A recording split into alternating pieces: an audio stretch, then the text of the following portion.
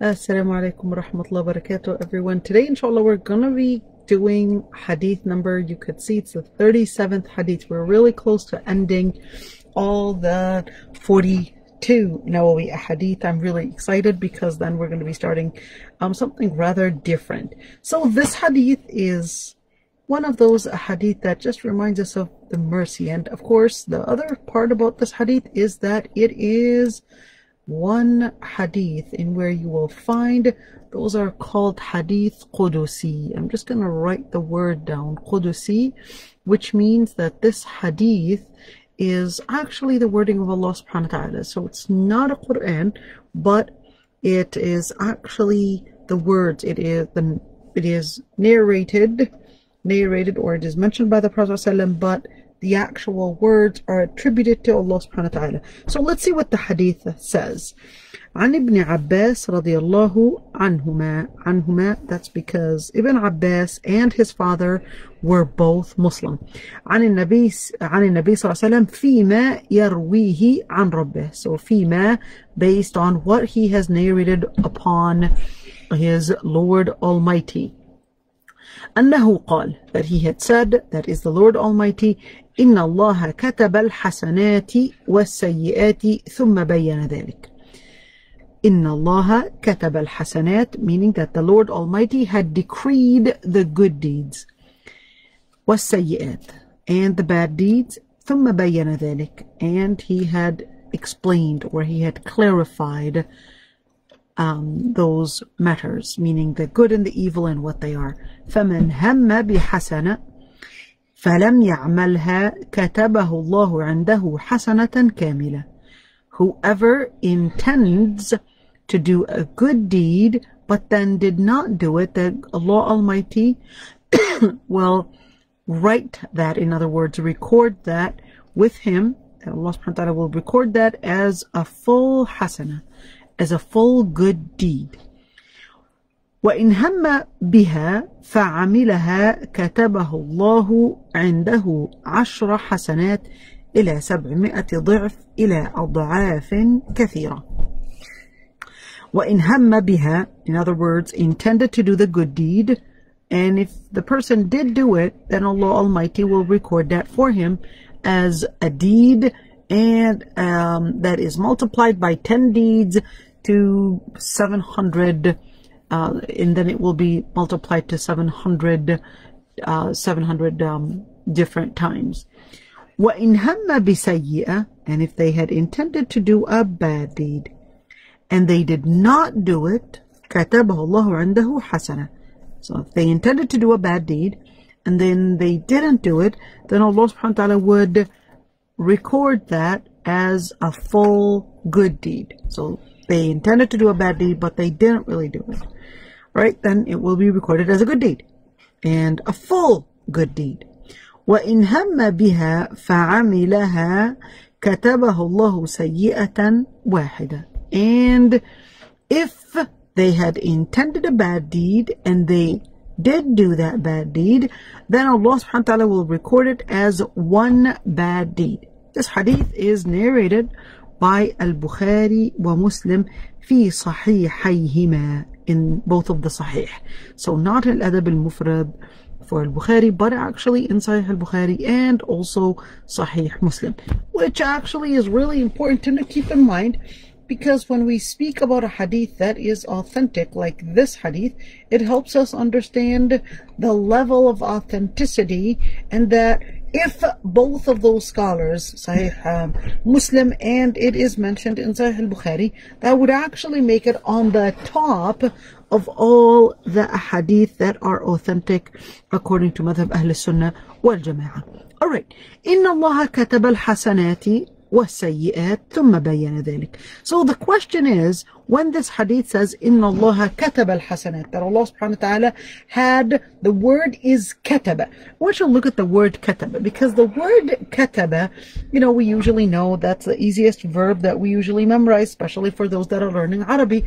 The first word is that they learn to recognize the word kataba, means written or decreed. Now the word kataba, written or decreed. So what does that mean? That would would mean either written or decreed, that Allah subhanahu wa ta'ala had already previously known what that person was going to do. And we had mentioned that before. The reason why Allah subhanahu wa ta'ala would know is simply because He is the Lord Almighty, where the barriers of time does not include Allah subhanahu wa ta'ala, and Allah subhanahu wa ta'ala is beyond time. So to Him, the past, the future are really the same. But here's one thing, is that even if you intend to do something, or if you want to do a certain move, even that, you're not going to be able to do it without Allah subhanahu wa ta'ala giving you the will to do it.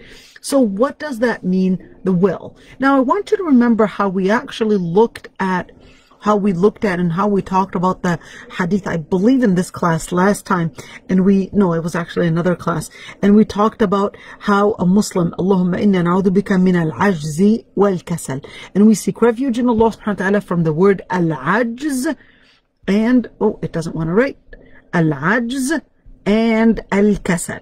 And we said, what's the difference between al-ajz and al-kasal? And we said al-ajz is having a certain matter that is taking away your power or your ability to do a certain move, to do a certain behavior.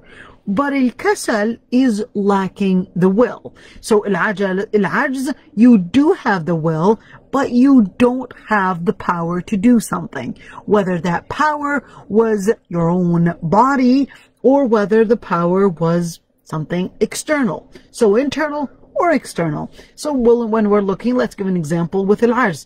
You would really want to go, for example, and go to the masjid every single day. All right? But right now, with COVID, many of the masajid are not necessarily only closed, but many masajid, they may not even be available for you, for example, as a woman, or maybe it's not safe to do so. But you would really want to. So this is al-ajz. But al-kasal, you would want to do qiyam al-layl. You would really want to do qiyam al-layl. But whenever you wake up at night, you just feel so cozy in your bed that you just get lazy and you just sleep. You would really want to do it, and you just can't wait so many times to get that ability, and that is al-kasal. It's like you would really want to do it, and you would really admire yourself if you were to do it, but you just have that laziness that when it's time to do it, you just all of a sudden lose your power and lose your inner will to do it. All right, so here kataba al-hasanat would actually include two things. Kataba to mean in al-qadar, and kataba would also include, so this is the past, and also kataba, that Allah subhanahu wa ta'ala would record the deeds. So although Allah subhanahu wa ta'ala had already decreed what you're going to do, and already knew what decisions you're going to make, but still Allah subhanahu wa ta'ala would write it down. So we've got kataba to mean two things. One, al-qadar. Two, which is al-kitaba, or to actually register and record all that is done. So in that situation, when we're looking at that type of kitaba, we're actually seeing, so when do the malaika actually record these things? Now here's one thing. The malaika, there are different kinds of malaika. Certain malaika will actually be recording everything, regardless of whether you're in the bathroom, you're outside, you're in a different area. There are certain malaika that will be with you all the time. There are certain malaika that won't be with you, which usually are the malaika of blessings. Like, for example, they won't be with you if you had a dog in your home. But what if you wanted to make salah? Does that mean your salah is... If you were at probably your friend's house and they had a dog, does that mean your salah is not accepted? Your salah is accepted, your salah is considered, but you don't get the malaika's blessings near because of the hadith. So what if What if the dog is there? So should I not pray because the blessings of the malaika won't be there? No, you have to make your salah, even if there was a picture, a portrait, or even if there was a dog, all those different things. In the end, the malaika's blessings are reduced, but the salah itself and recording that you had prayed, that will still be there. So كتب الحسنات. So we've got two things, كتب في اللوح المحفوظ, and also كتب to mean that it was recorded with the malaika that are recording your deeds. The other part, which is when we look at ثم بين ذلك, meaning that Allah subhanahu wa ta'ala gave details, would give details, and would give the details of how Allah subhanahu wa ta'ala records that. Alright, so what is the tibyan here? What is the clarification? Here is the clarification. That's why they put you a semicolon right here, which is really good. Why? In order to clarify, so how is it that the hasanat, the good deeds and the bad deeds, are recorded and clarified? Here's the clarification. What is in these two brackets right there? Alright, so let's see what they are. من هم بحسنة. The word هم would mean that they had intended. But here's the thing, is that when you intend to do a good deed, what are the different circumstances that may take place? Well, there are different circumstances. One, you really wanted to do a good deed, but فلم يعملها, and you didn't do it. Why? You wanted to do it. Number one, it could be that you got lazy, or it could be that you weren't able because of al-ajz, something beyond you, external reasons. Maybe you wanted to go to Hajj, but then your application got declined. You wanted to go. You got everything prepared. You got yourself, your mahram, everything. Or maybe your flight got canceled, etc. That was something that is, you intended to do it, but you didn't do it because of reasons that were not really related to you. So in this situation, كتبه الله عنده حسنة كاملة. You would get the reward complete. It's a complete reward. So now I want you to look at the difference between al-ajz and al-kasal again. So al-ajz, the person intended to do the good deed, but there was something external that prevented them from doing it. Where is the evidence that proves that even if you didn't actually accomplish and didn't do the good deed, that you still get the full reward? So that is actually also mentioned in the Quran. وَمَا يَخْرُجُ مِنْ بَيْتِهِ مُهَاجِرًا إِلَى اللَّهِ وَرَسُولِهِ ثُمَّ يُدْرِكْهُ الْمَوْتُ فَقَدْ وَقَعَ أَجْرُهُ عَلَى اللَّهِ. There was actually a story behind that, in where one of the Sahaba, he was an older man, and then while he was in the middle of the desert, on his way to go to Medina, he actually dies in the middle of the road. He didn't make it to Medina. And the Prophet ﷺ actually told about the Sahabi, and that ayah was also revealed about the Sahabi. وَمَا يَخْرُجْ مِنْ بَيْتِهِ مُهَاجِرًا. And whoever leaves his home, the word muhajira meaning for nothing but the sake of intention, the sake of Allah subhanahu wa ta'ala, and with the intention, which is to do it for ilallahi wa rasulah, to do it for Allah and His Messenger. ثُمَّ يُدْرِكُ الْمَوْتِ. Then, there we go, there's the ajz part. ثُمَّ يُدْرِكُ الْمَوْتِ in that ayah says, and then death comes to him. And this is al-ajz, is that an external reason manages to disable this person from accomplishing that particular good deed. فَقَدْ وَقَعَ أَجْرُهُ عَلَى اللَّهِ. In that sense, then the reward will be given by Allah subhanahu wa ta'ala. And this is actually complete. Now, the same thing when we're talking about so many different examples. You intended to give the sadaqah for charity. So you go to your car in order to get the money. You discover that you had probably left to lock your keys or to lock your car door, and somebody manages to steal the money out of your car. Man, that's so hard. And you wanted to donate. You just wanted to make sure that the masjid was open. You go inside and you discover everything was stolen. You will get the reward complete. You will get the reward complete because of al-ajz, because of a disability that is an external disability that happened. What about internal disability? Internal disability. You really wanted to probably you really wanted to donate for the masjid. You wanted to donate for a good cause. But then what happens is that you wanted to donate, but then in the middle of the way, you end up, for example, maybe getting sick and you didn't make it to the masjid. Same thing. You will get the same thing. So even if it's an internal thing.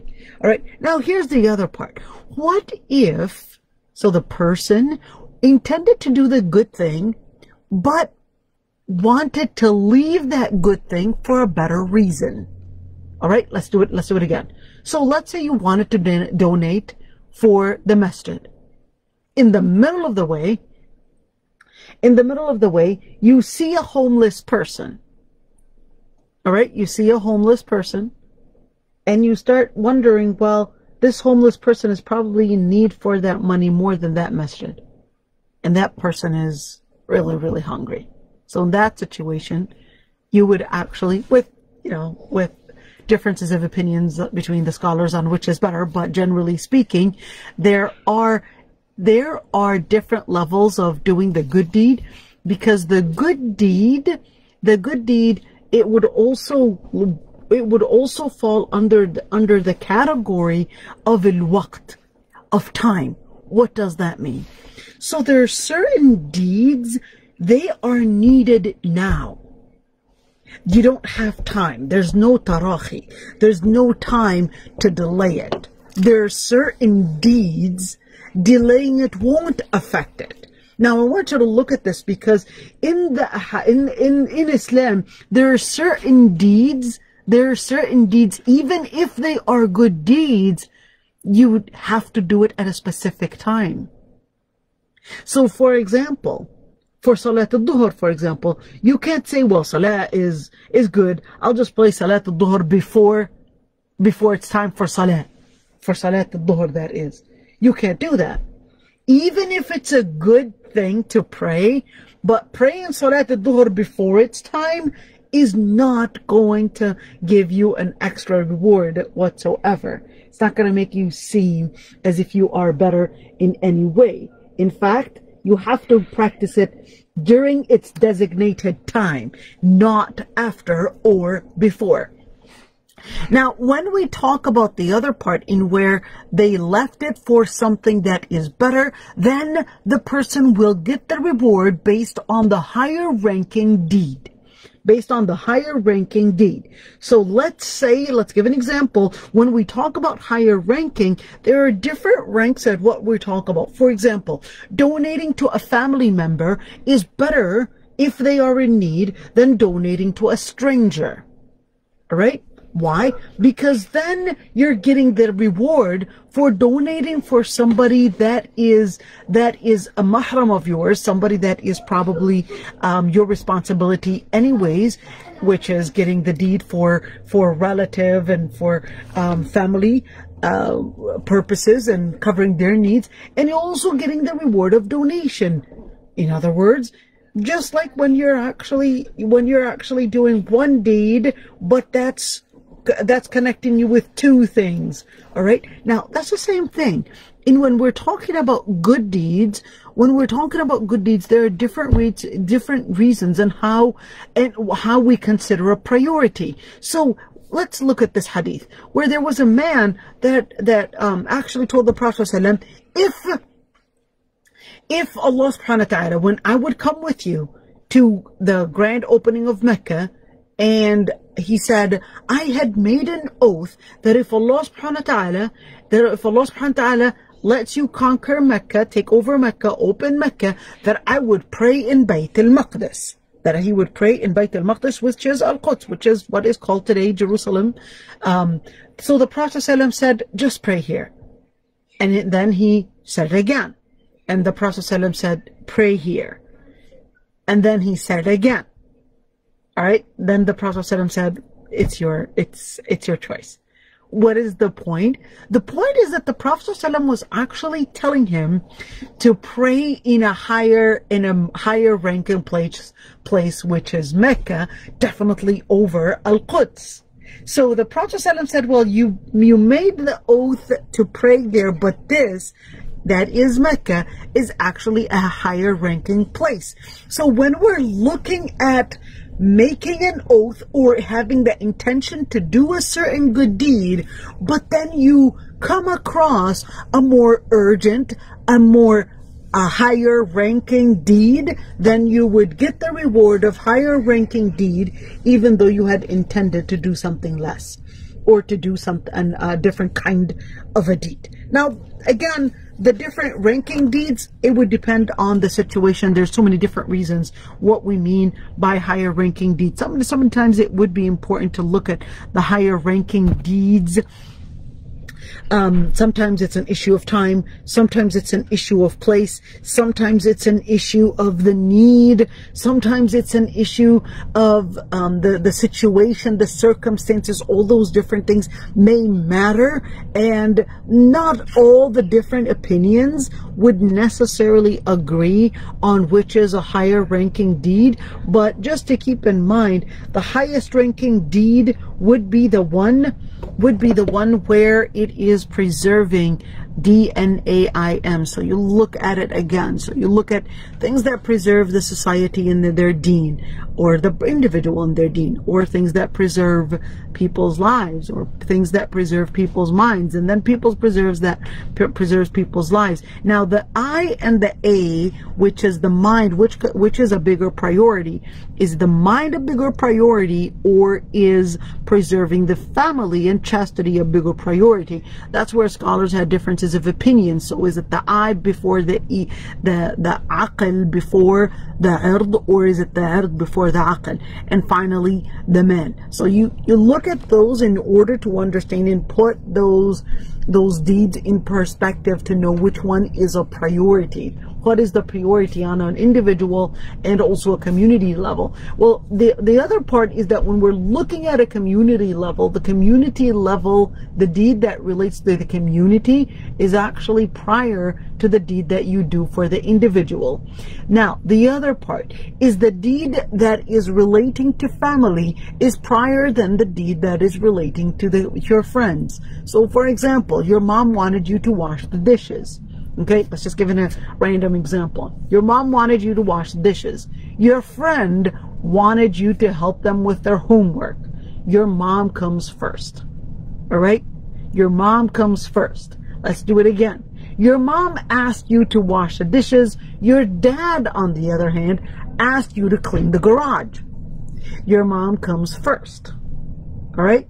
So, but even if you want to reject, or you might want to probably say, Dad, can I just finish the dishes first, and I'll do the garage as soon as I finish my mom's dishes. Now this is a way of saying, I will do it, but just later, instead of rejecting. Now I'm getting the reward. And it's really important to mention that a lot of times people forget that that part of the deeds that you do are actually the different things that you do around the house. Could be helping your mom do the laundry. It could be helping your husband do certain things, or probably putting food on the table, or probably helping your children with their homework. That is part of dhikr. That is part of al-hasana.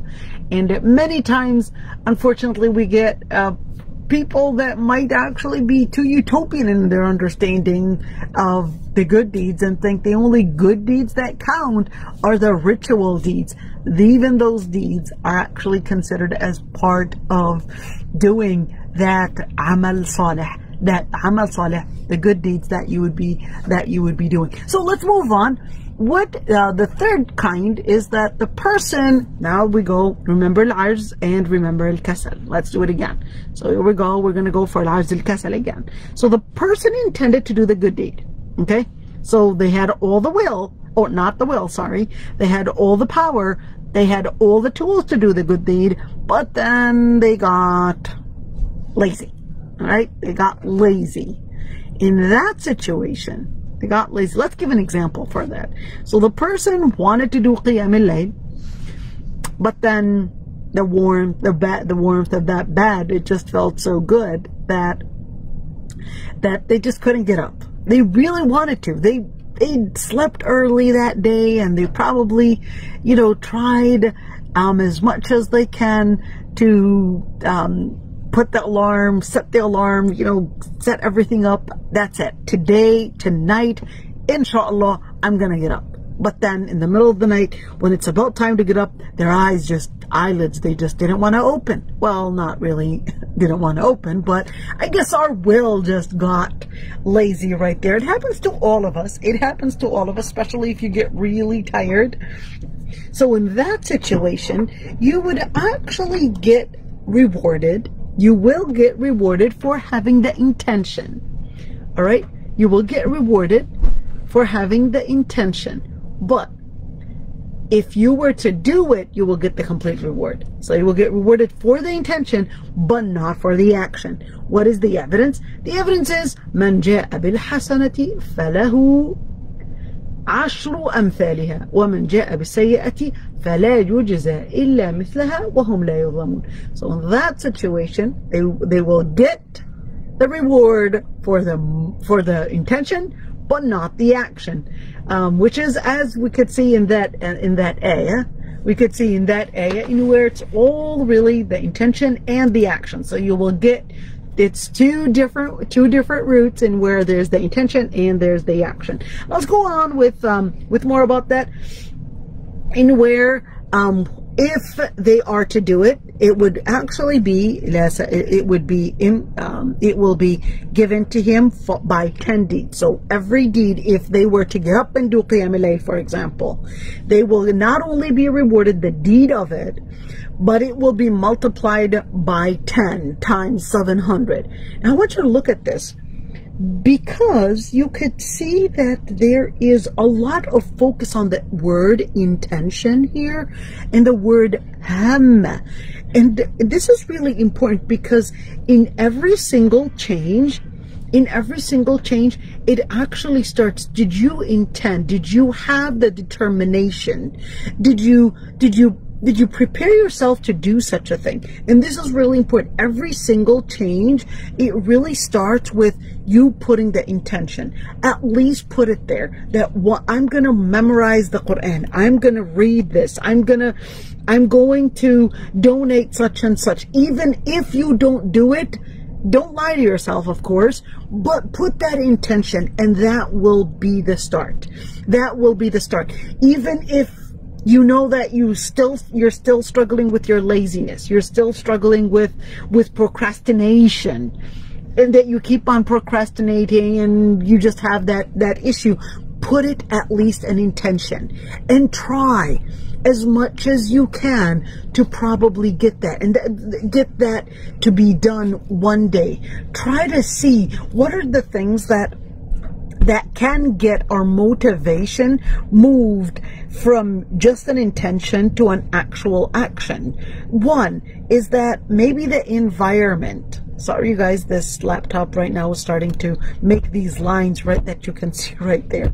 All right. So in that situation, there are certain things that will help you actually get that motivation from a feeling on the inside to an ability to apply it on ground. Group.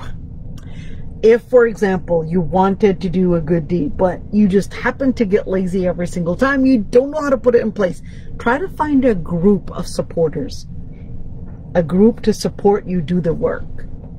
2, if you know how to, if you're somebody that is really punctual, if you just put on the calendar, you'll be able to do it. Maybe do that. Number 3, if you have to register for something, maybe, oh, I have to register, let's say you wanted to get an Islamic studies degree or Islamic studies education, but you know yourself, because you're not registered, that you're just going to take and listen to different classes here and there. So in that situation, well, make sure you do a registration. That way you won't walk off.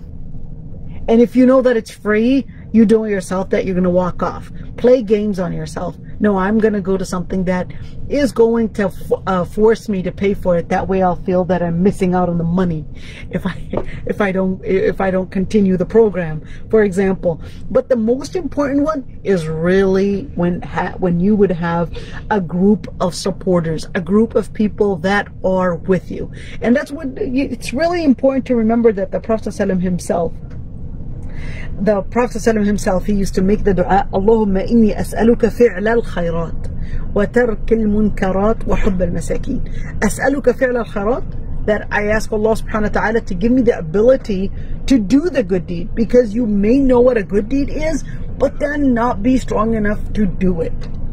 Fi'la al-khayrat wa tark al-munkarat. You also may know the bad deed, but then have your shortcomings, get weak in front of this gravity of that bad deeds, and actually pull you there. So in that situation, speaking of that, in where manham, at least put that intention, work on putting that intention, and hopefully inshallah you will be able to persevere. You will be able to be that person that is determined, the person to get the enthusiasm, to be that person to implement that motive that they have on the inside.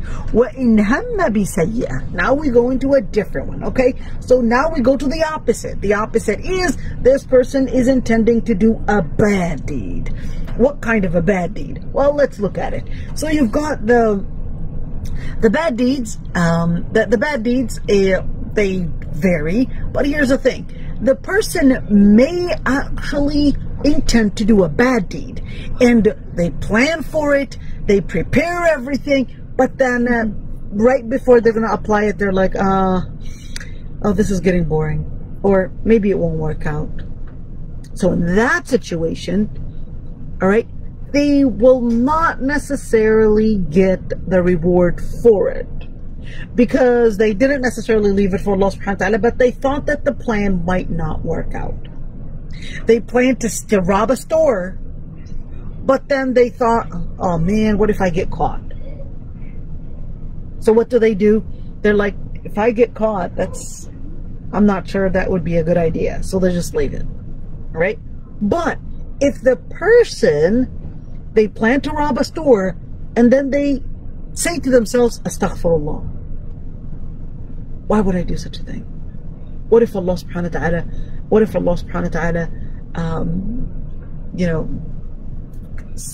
punishes me for this, whatever, okay? So in that situation, because of intending to do it and then leaving it for the sake of Allah subhanahu wa ta'ala would write it as a complete reward, not a bad deed, but now it's written as a reward.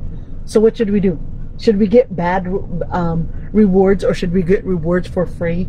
That's childish. To say, oh, I'm going to rob a store, and I know I'm not going to rob a store. Okay? That's what a kid one time asked me. He said, so can I just, get deeds? I said, how are we going to do it? He's like, I know I'm not going to rob the store, but I'm going to say I'm going to rob a store, but then I'm going to say that I didn't do it for the sake of Allah subhanahu wa ta'ala, and that way I'll get free coupon deed. It's a child that asked me that, so we'll just let it continue with that. Just imagine the child and how they were asking sometimes these funny questions. All right, so the other situation is that if the person intends to do a bad deed, all right, and they had the termination, yet they didn't manage to do it. In other words, they didn't manage to do it because maybe it just didn't work. The plan just didn't work. So for example, they managed to rob the store, they get a ladder, or they get the saw to, I don't know, break the sheetrock, but then the saw in the middle of the way, it just chips. I don't know what saw this guy was bringing, but whatever. All right, the saw chips, and he tried to move forward, but it was too late. If he were to run, it'll be too late. So the ladder breaks and the saw chips, and it just didn't work out. He just runs away. All right, in that situation, then they don't get the reward for it. In fact, they will get the bad deed as if he had actually completed robbing the store, as if he really robbed the store. All right, why? Because the Prophet ﷺ actually said, فَهُوَ بِنِيَّتِهِ. It's like, it's really based on their intention. They started doing that. They started, and it's just that they couldn't continue what they had planned. In other words, it was al-ajz, it was something external that prevented them from implementing the whole plan. Let's see the other one, all right? And when the person also doesn't want to, let's give another example in where the person intends to kill somebody, all right? They intended to kill somebody, but instead they get killed. They were fighting, and they were really intending to kill that other person. So that's exactly what the Prophet ﷺ actually said in the hadith. إذا التقى المسلمان بسيفيهما فالقاتل والمقتول في النار.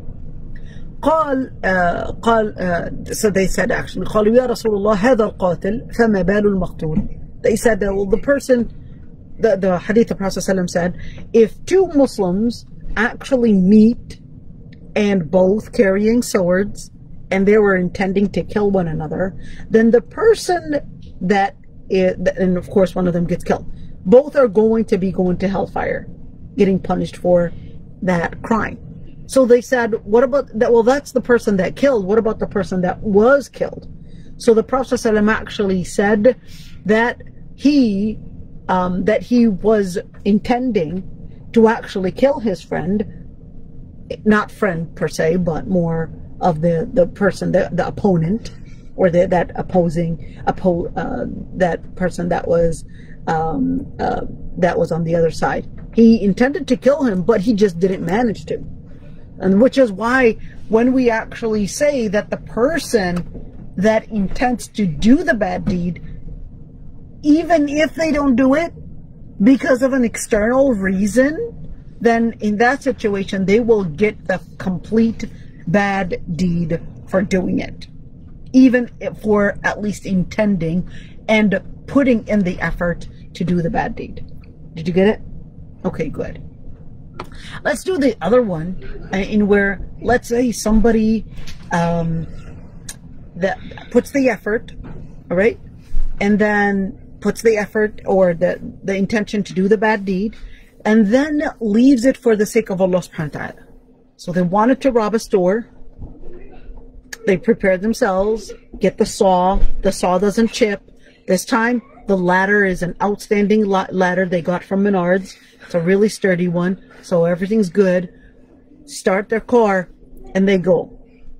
And just when he's about to put up that ladder, and just when he's about to plug in that saw, that's when he just, all of a sudden, it's like, astaghfirullah. And then just leaves it. Probably even leaves the ladder and probably leaves the saw, because he feels bad about it, and just leaves. All right, in that situation, he got a full, complete good reward for leaving everything, because it was for the sake of Allah subhanahu wa ta'ala. That would be totally different than if we talked about that, if his chash only shipped, or his ladder was just a bad quality, who knows where he got it from. Okay, so that situation. And this is really important to mention, because it just reflects how Allah subhanahu wa ta'ala says, كَتَبَ رَبُّكُمْ عَلَى نَفْسِهِ الرَّحْمَةِ. Your Lord Almighty had decreed mercy on Himself. And this is really important when we say also in another hadith Qudsi, إِنَّ رَحْمَتِي سَبَقَتْ غَضَبِي. My mercy preceded my anger. So this is Allah subhanahu wa ta'ala. All right. And in Nawawi actually says regarding this, he says, my dear brother, may Allah subhanahu wa ta'ala guide us to what is good, and what leads to Allah subhanahu wa ta'ala's subtle mercy. He says, and look into it, and how Allah subhanahu wa ta'ala actually said in the hadith, and this is what Nawawi is saying. Nawawi, one of the great scholars of Bilad al-Sham, and he said, look at that, and where كَتَبَهُ اللَّهُ عِنْدَهُ, and notice that the word عِنْدَهُ when it comes to writing a good deed, and فَلَمْ يَكْتُبْهَا, whenever it was relating to a hasana, Allah subhanahu wa ta'ala would say عِنْدَهُ. You could say عِنْدَهُ, and here's عِنْدَهُ, and then when and وَإِنْ هَمَّ, notice here, وَإِنْ هَمَّ بِهَا. So if they intended to do the wrong deed, and he did do the wrong deed, كَتَبَهُ اللَّهُ سَيِّئَةً وَاحِدًا, Allah subhanahu wa ta'ala would write it as one bad deed. Notice he didn't say عِنْدَهُ. Notice he didn't say عِنْدَهُ. Only when Allah subhanahu wa ta'ala talked about the good deeds, he had mentioned the word عِنْدَهُ. Only when عِنْدَهُ would mean with him. It's like it's something that Allah subhanahu wa ta'ala would consider. You know, the other day, really funny, but I was telling my son about bad deeds and good deeds, and then he said, Mom, what if our good deeds get lost? So he said, what if my good deeds get lost? Yeah, he's right next to me. What if your good deeds get lost? What happens? What's going to happen if your good deeds get lost? Can they get lost? No, they can't get lost. We said that. He still thinks that his good deeds can get lost. I tried to explain it. Yeah, he was wondering, it's like, okay, if they get lost, how am I going to, you know, should I put them in a safe place, in a place where they can be preserved and never get lost? But he'll get there one day, inshallah.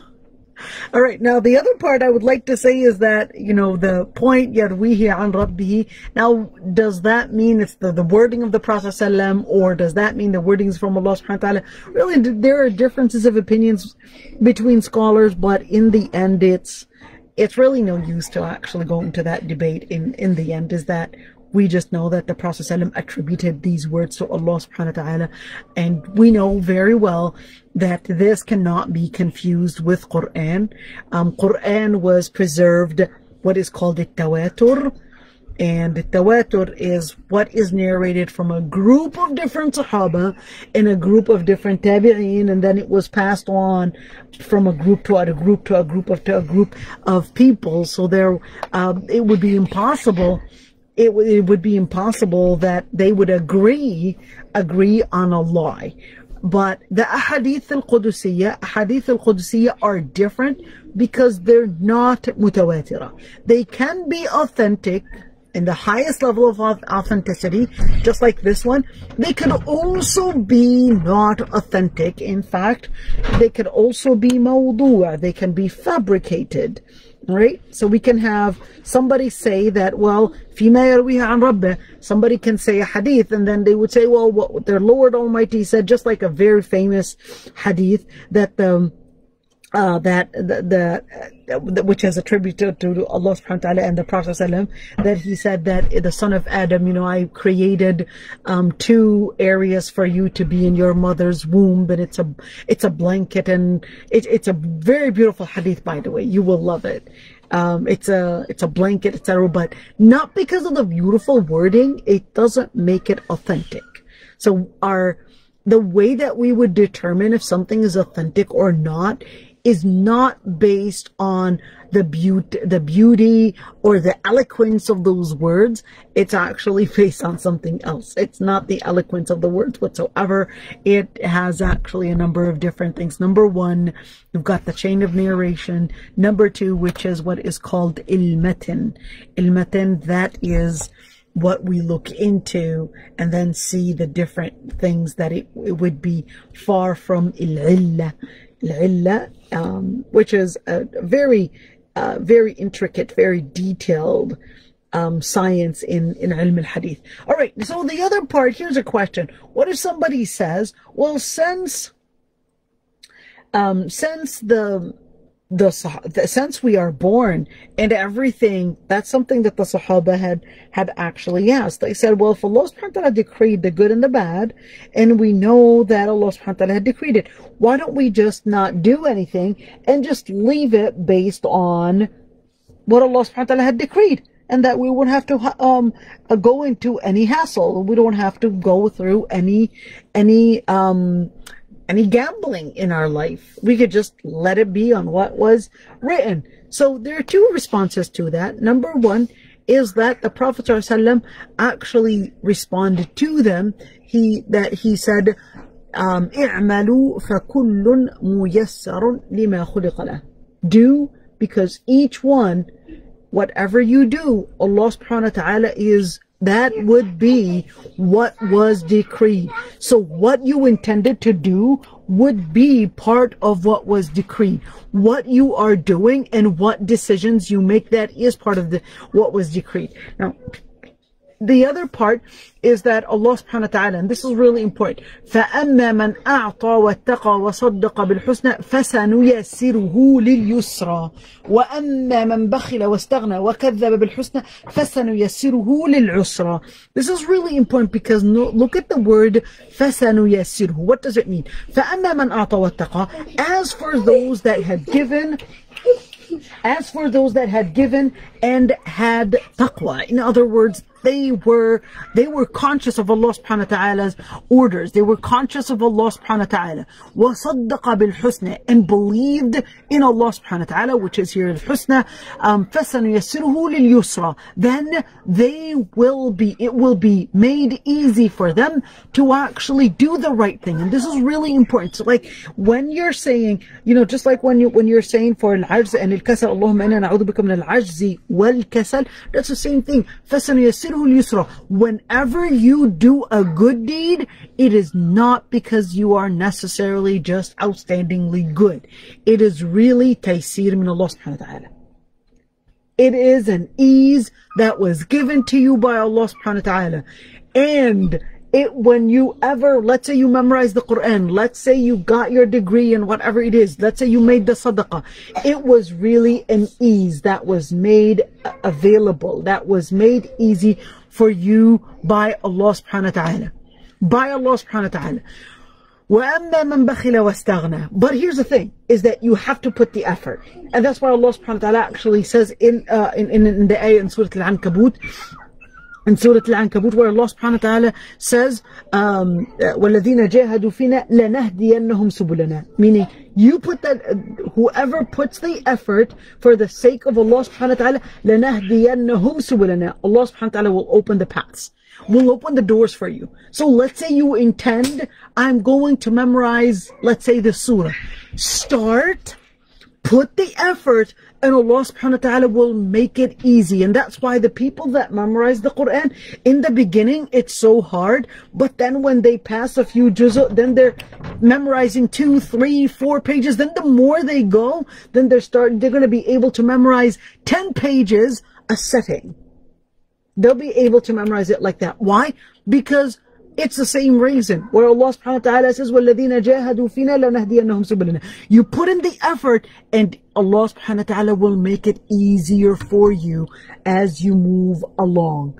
As you move along, it will get easier. وَأَمَّا مَنْ بَخِلَ وَاسْتَغْنَى. As for those that were greedy, وَاسْتَغْنَى, and they let go, وَاسْتَغْنَى, and they were really pacified away from Allah subhanahu wa ta'ala, وَاسْتَغْنَى, and they didn't really care. They're like, you know what, they didn't want anything, they didn't want to put any effort. وَكَذَّبَ بِالْحُسْنَى, and denied Islam. فَسَنُيَسِّرُهُ لِلْعُسْرَى. Then, look at this word, فَسَنُيَسِّرُهُ لِلْعُسْرَى. فَسَنُيَسِّرُهُ. How would that even be easy? Allah subhanahu wa ta'ala, because of the effort. Now, here's the thing, is that when we're talking about qada or qadar, it is really you that put in the effort for good or evil. In other words, it is actually كُلُّ نَفْسٍ بِمَا كَسَبَتْ رَهِينَةٌ. It is actually بِمَا كَسَبَتْ أَيْدِيهِمْ.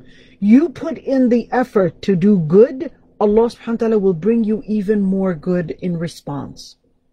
You decide to go for evil or to go for the wrong things, فَسَنُيَسِّرُهُ الْعُسْرَى, it comes with it. It's a pattern. You will find doing wrong things easy. And in fact, a lot easier than you thought. A person decides that they wanted to go with their friends. They will go with their friends. Let's say they go in the wrong place, all right? They paved the way.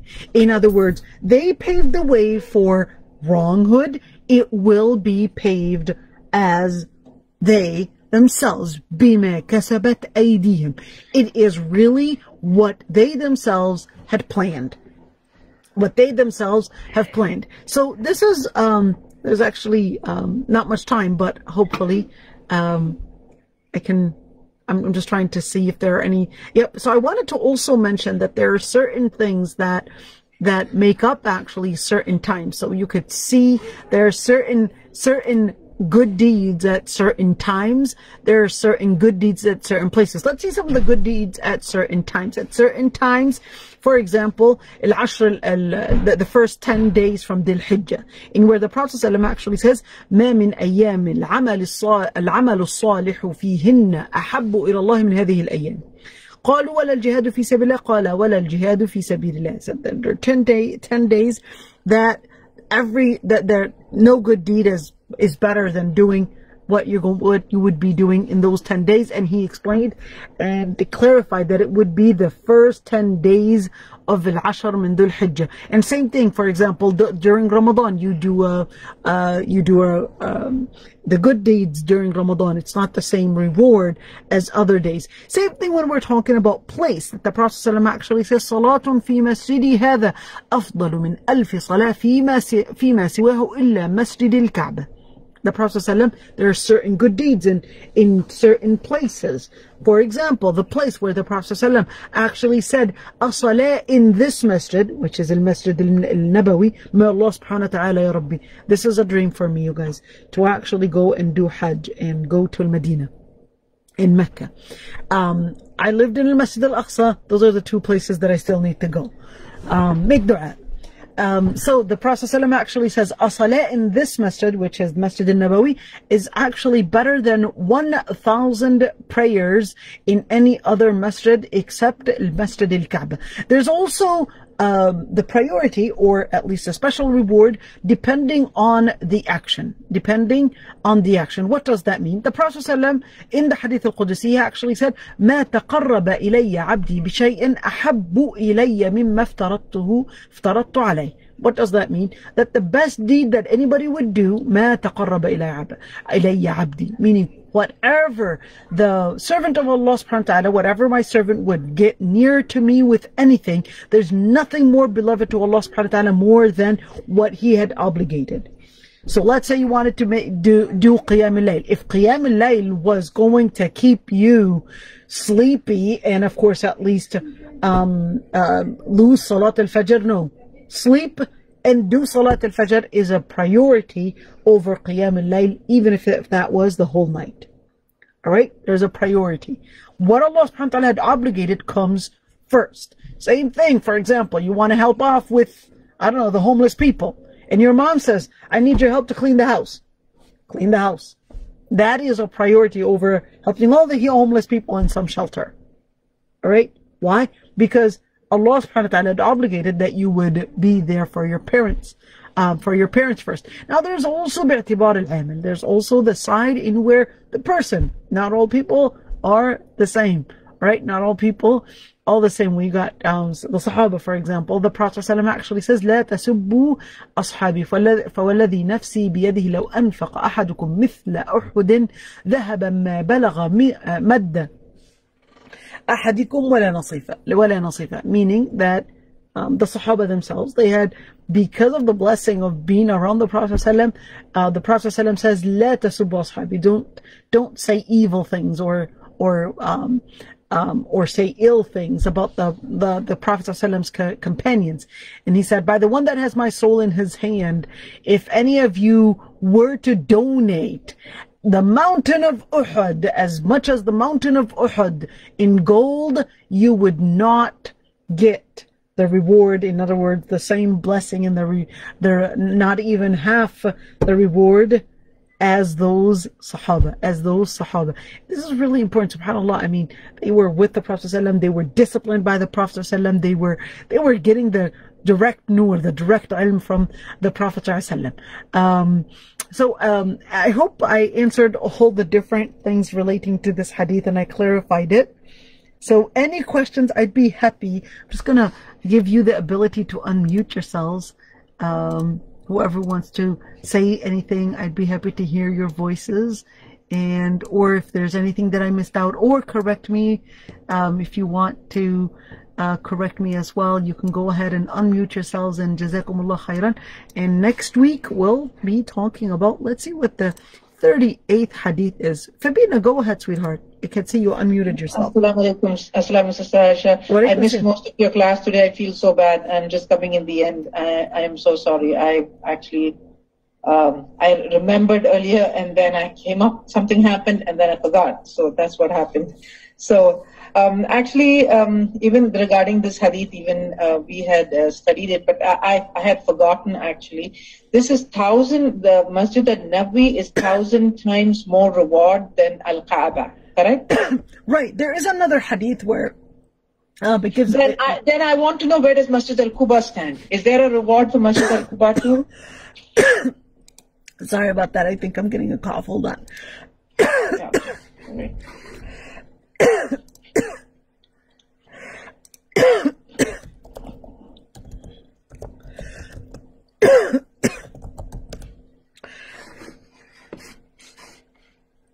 Sorry about that. So for Masjid Quba, yeah, there are some hadith that speak about Masjid Quba.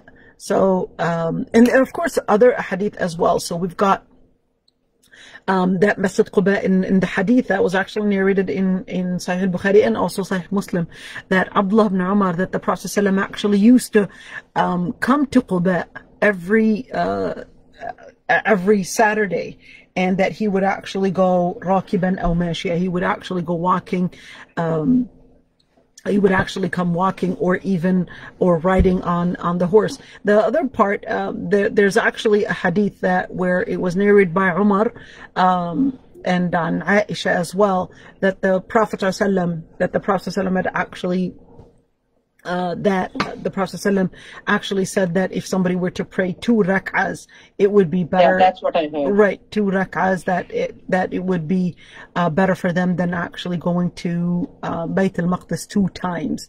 And if they were to know what the reward would be for Quba, then they would have gone. لَضَرَبُوا عَلَيْهِ إِلَيْهِ أَكْبَادَ الْإِبِلِ. It's kind of like saying, I would, no matter what it takes, even if I were to ride on and exhaust different animals to ride on it, I would actually go there. Now this is a hadith that was narrated by Ibn Hajar al-Asqalani. He did consider that it was with a good, or at least an authentic chain of narration. So what about Masjid al-Aqsa then? Masjid al-Aqsa has oh, absolutely.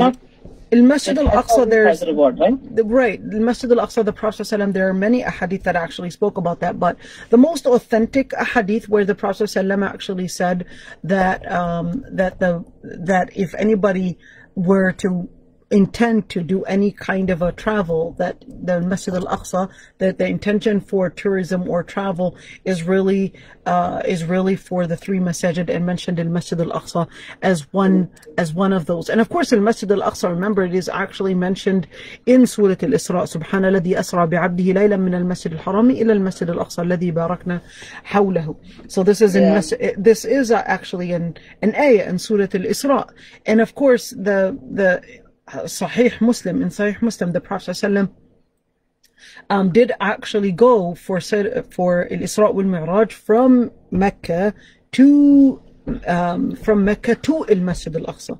And some scholars get from that journey from al-Masjid al-Aqsa from Mecca to al-Masjid al-Aqsa that is connecting that holiness between these two different sites, because also in Sahih Muslim where the Prophet ﷺ actually says that when he went for Al-Isra wal Mi'raj, and how the Prophet ﷺ actually went through the different stations on what he had went to. In fact, he even met the Anbiya there, and how the Prophet ﷺ had the main salah even considered on the top and given to him on the top of Masjid al-Aqsa. In other words, a very specific place. It wasn't on top of Mecca, but it was actually on top of Masjid al-Aqsa.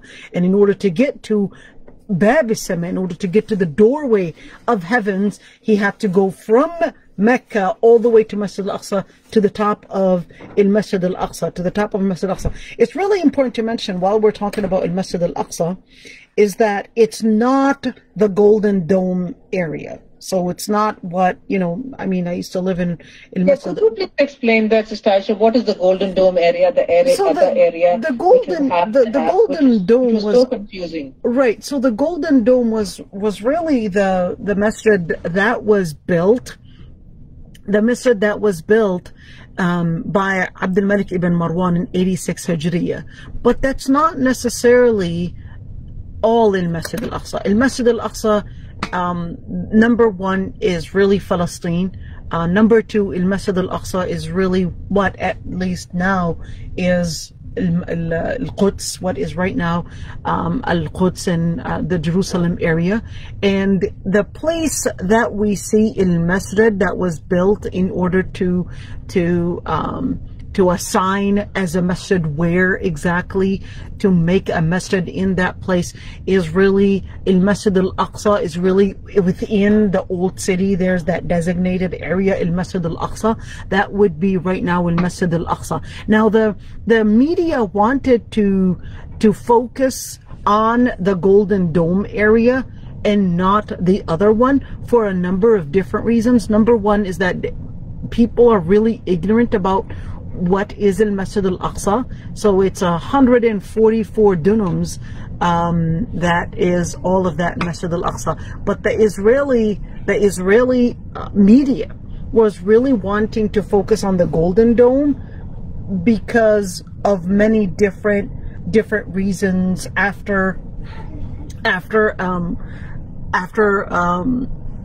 conquering and taking over Masjid al-Aqsa from the Jordanian Authority, and then right now under the Israeli Authority, and of course taking what is called Western Wall, which technically it is Ha'at al-Buraq. It is actually part of, maybe I can actually put the map of Masjid al-Aqsa so you could see it, and that would be amazing. Right, let's do that and really explain what we're talking about here. Let me just get it, and let me see. Masjid al-Aqsa, maybe Masjid al-Aqsa. So practically speaking, Al-Haram is first, second is Masjid al-Nabawi, and third will be Masjid al-Aqsa in ranks. Right. So I'm gonna show you, let me just see if I can. So let me see what I can. Right, so I'm going to try to put that so you guys can see it. It's still loading. Okay. And there is no emphasis of the Qiblatain. That is not there. The Qiblatain? No, there is, of course. This is part of the history of Masjid al-Aqsa. So I want you to look at it right here. All right, so you could see this is the Golden Dome one. This was built in 86 Hijrah, and this is also the masjid. Now, this was actually built before that one. All right, now this and this both are masajid, and this is al-Masjid al-Marwani. This is a Masjid al-Marwani right there. Yeah, a little entrance right there. But there's actually a whole huge masjid that is under this empty space that you see here. All right. Now I want you to look at right here, and you could see empty space, right? Well, think again. this was, all these, they were actually Moroccan. They were Moroccan and Tamim, Moroccan, Algerian, Moroccan, Tunisian, and this was where they actually used to live. They were Moroccan, Algerian descendants that used to live this. This was their neighborhood. And then when in 1967, when the Israeli soldiers, they came in, they totally demolished this area. They totally demolished it, burnt down the homes, and totally wiped out any remains in order to build what is called the Western Wall. You could see Who demolished? Sorry again. The Israeli soldiers totally demolished the homes. There were this was a whole neighborhood right there. Now this, you could see, it's actually the wall. This is actually the wall to other masajid. All these areas that you see here, all those areas that you see here, they're right there. Those are actually schools, okay? Those are schools right around, right? Those are all schools. And all these, except this one right now, it was actually Musalla Nisa. This is also part of the masjid right there. Also part of the masjid. Oh, this is an empty space. But right now, you could see all these. All these were actually schools. The schools here were schools for fiqh, for hadith, for Islamic studies in different fields. All right, those were all schools. And my school was actually this school right here. It was called right here. This is where I used to go. All right. At least for certain grades. And right there, we used to play Salat al-Dhuhr every single Salah. Had to get out of school and go up here and go and pray in here. Okay. Now, when you look at Al-Masjid Al-Aqsa, it would actually locate all this. Okay. So whether you pray in Al-Masjid Al-Marwani, or whether you pray in here, which is right now Masjid Al-Aqsa, and also Qubbat Al-Sakhra right there, all of them make up all of them would make up as Masjid Al-Aqsa. Now here, I want you to look at this one right there. This is really important. Both are masajids? This whole thing is part of the masjid. This whole thing is part of the masjid. Everything. Oh. Yeah, or everything. So even if you pray in Masjid al-Marwani right there, it's considered part of the masjid. You pray here, part of the masjid. You decided to pray here. You decided to pray under a tree right there. That's part of the masjid. All right. So what is right now the plan? You could see right here. I want you to look at the plan in where the Israeli forces, right? They demolished this place, and right now, what Israel is trying to do is really expand this area. And not only expand it, but there's a plan. Number one is that the major plan is to demolish this whole place. Demolish this whole place and build what they consider as a temple on top of Al-Masjid Al-Aqsa. This is the number one plan. But in order to get to that plan, they are taking these different steps, strategies. The strategy that they are trying to use right now, especially during COVID, is prevent the Muslims that are surrounding Al-Masjid Al-Aqsa to come in. So they don't prevent everyone, but they will say only the people from the old city can come in, which is pretty much around this area. Now the other plan is, which is right now, so during COVID, they're saying, hey, only the people that surround Al-Masjid Al-Aqsa that are old city residents can come in. Old city would basically mean within the whole old city premises.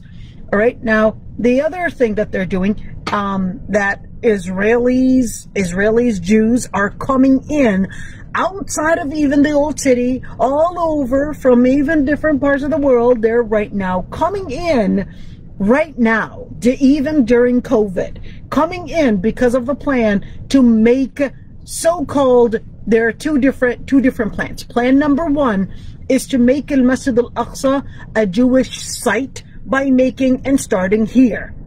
So what they want to do right now is like expand the what they call Western Wall, which is really Ha'at al-Buraq. It's a wall from Al-Masjid Al-Aqsa. Expand it and start having the the Jewish groups come and pray here. And in order to later expand it and even probably take over and start making this place be an Israeli worship place, a Jewish worship place, which is exactly the same tactic that they had used for Al-Masjid Al-Ibrahimi in Al-Khalid. The tactic was, well, we can tell them that Mondays and these days, it's for the Jewish ritual, and such and such day is for Muslim ritual, until finally Muslims don't even get to pray there at all. And of course, it will be presented as for security reasons. It would be given for security reasons. Don't even discuss it why. We're just going to say it, hey, you know, we're there. Israel is the judge. Israel is the one that plans. Israel is the one, and it's basically what it is. Now, the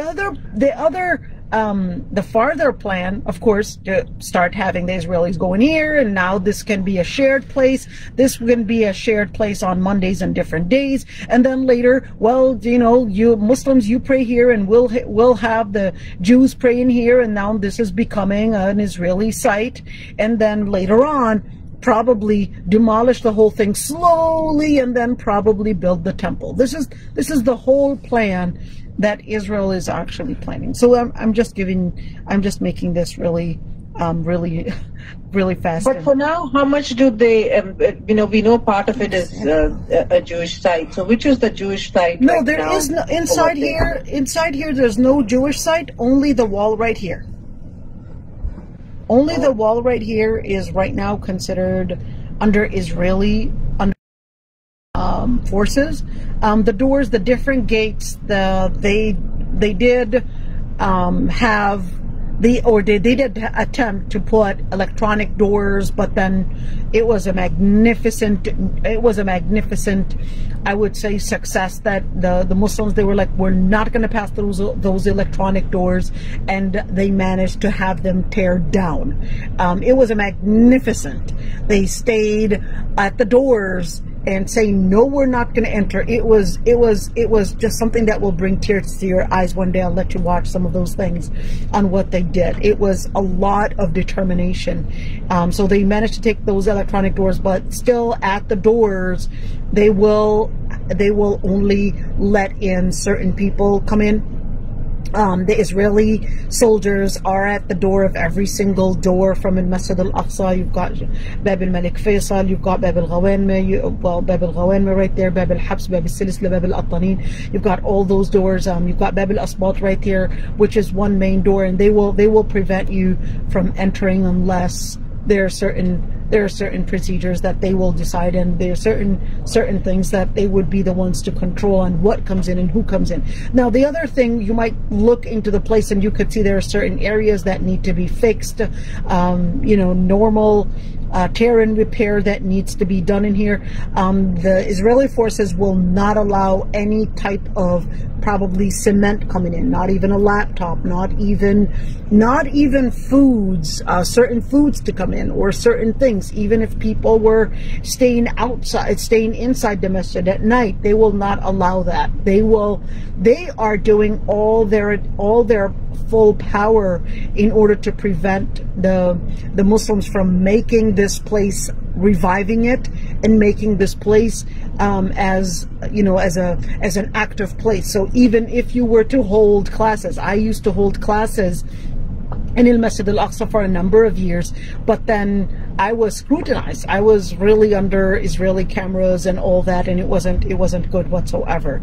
But subhanAllah, I mean, it was really, you know, it was really going probably a different direction. There are many. How do they know which Muslims to? I mean, there are cameras installed everywhere. Who can enter, who cannot? There are cameras installed everywhere in the city, in the neighborhoods, around Al-Masjid Al-Aqsa. Every single door there are different cameras, so everything is being watched. Every single thing, every single move, every single day. There are inspections that are coming in.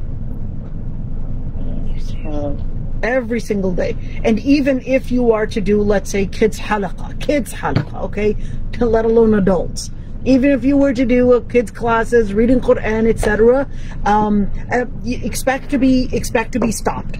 and under different pretenses. Even if you were to say, well, let's do classes, or let's gather the young youth and have them play ball. Simple. Have them play soccer. Where are they going to play soccer? Well, we're going to have them play soccer on the lawn here. Guess what will happen? They will stop you. Not because ball is, because you're here, probably a sacred place, not the best place to play ball, but because the main intention is not to let people's hearts and the Muslim hearts connected with this place. So we've got many different people, and where we're talking about many different names that we actually know. We know that they were trying to make this place active. I mean, I lived there for a number of years, so I'm aware of all the different names that attempted to just bring kids to play ball, bring kids to probably just do memorizing Quran there, do classes, etc. It will be scrutinized. It will be separated, and the person that continues such activism may be prisoned for, and the reasons will be considered as covert reasons. They cannot tell you why, and that's what they would call as idari. They will extend those. They will call it administrative imprisonment. It will be extended, and we've got a number of different people that we actually know within the Muslim community in Palestine that were imprisoned for a number of different years, for many years, with no clear accusation, with no clear reason. It is just considered as covert reasons and intelligence reasons and all that stuff. What we know very well with the different patterns, it's just because these people were attempting to revive the place, to revive Islam for the place, and that was the main reason why many of the people were imprisoned. And I think it's really important. One day, inshallah, we'll probably do a special class just on Al-Masjid Al-Aqsa and actually explain what it's going through. So now the entire dome, the entire part, it is for Muslims, right? They don't have any part like of there where they do their rituals or anything. There's no place that they do their rituals in, but they are right now coming in large numbers. Right now it's under the pretense of sightseeing, coming in to take photographs and check out the place under tourism pretenses, but nothing of ritual per se. Thank you, Jazak. So inshallah, if there are any questions, I'd be happy, even though this is a totally different topic, but inshallah we'll explain other things as well. May Allah subhanahu wa ta'ala, maybe one day we can all go together for Al-Masjid Al-Aqsa. Inshallah. You never know. Yeah, even I want to go, inshallah. That's my dream. There you go, inshallah. And by the way, if anybody does go to Al-Masjid Al-Aqsa, please tell me, because I actually live, let me see where we used to live. So we pretty much used to live right here. Okay, so that's like just a few minutes away. Okay, in fact, it's literally like a minute and a half, 2 minutes away. So we can take you and we'll tour you around and make sure that you get a good discount on your hotel as well. All right, Assalamu alaikum wa rahmatullahi wa barakatuh, everyone.